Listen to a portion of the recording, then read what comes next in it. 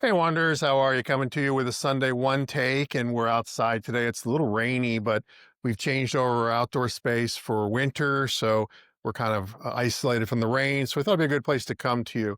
We just recently got back from Myrtle Beach, and it got me thinking, what do people do when you're on a road trip?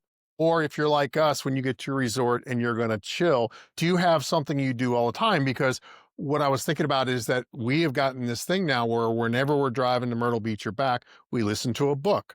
And, you know, it's interesting because it's hard sometimes to come up with something that Both both like of you would like, right? And so we like some Patterson. We usually like, the action type thing or a little bit of a mystery. That's usually where we're at. And these are usually audio books that are 10 to 15 hours. That's going to get us through one side of the trip. there and back. Well, not always there and back. We usually sometimes we do continue the same book back, and then sometimes we start another book depending upon where it's at. And we've had moments where we'll listen to it a little bit, as we're driving from point A to point B when we're in Myrtle Beach, like from the condo to dinner or something like that. Because, you really kind of get into it because the audiobooks today are just so engaging. The ones we've been listening to recently actually have multiple voice actors doing multiple voices. Bosch.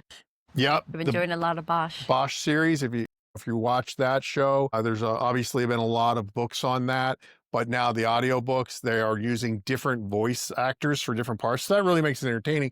That's something that we do on every road trip.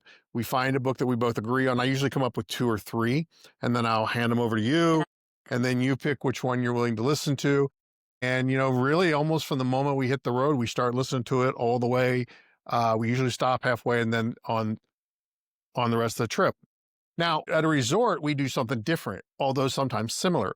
So we tend to like to chill, hanging out by the pool or by the hot tubs or, in the cabana or the daybed, whatever it is there. And, very often, we'll be listening to individual things. Sometimes you'll do a book. Sometimes I do a book, sometimes a podcast, sometimes just music. It really depends on the day and how I feel. Yeah. How much attention do I want to give it? If, there are people and I'm talking to other people, I'll probably just do music.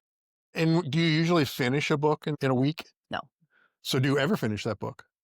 I do. I have to backtrack some To remember where you're to at? remember where Yeah. just remember what happened. So you're on the sometimes like, and you're like listening to that from the time you leave, like you're on the plane and then you get to the resort and, we're hanging out and, we're listening to our individual things when we're not in the pool or whatever.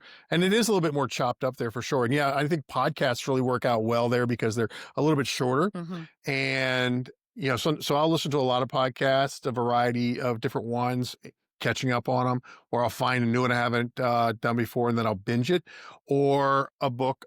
Definitely sometimes we'll do a book. And at the same time though, flying and at a resort are probably the two places I actually see physical books anymore. And I'm a huge Kindle fan. I'm not a collector of books, although I have bought in a paperback here or there.